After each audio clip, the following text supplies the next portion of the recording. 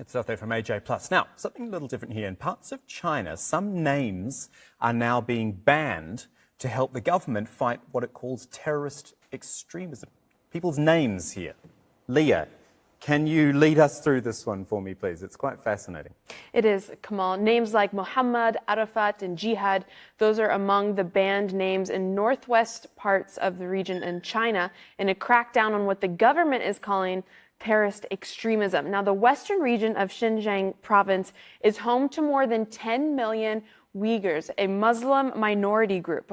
Radio Free Asia was among the first to report this so-called name crackdown. Now, the government document is called, quote, the list of banned ethnic minority names, and it has 29 names on that list.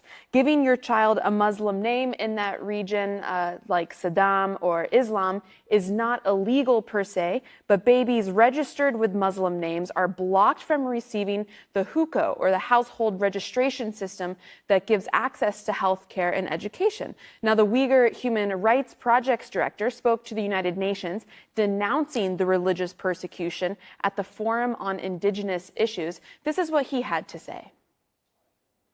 Recent set of regulations, the Xinjiang Uyghur Autonomous Region Regulation on de-extremification, further restrict religious repression, including dress, religious ceremonies, distorting the concept of halal while remaining vague about what constitutes extremist content or behavior.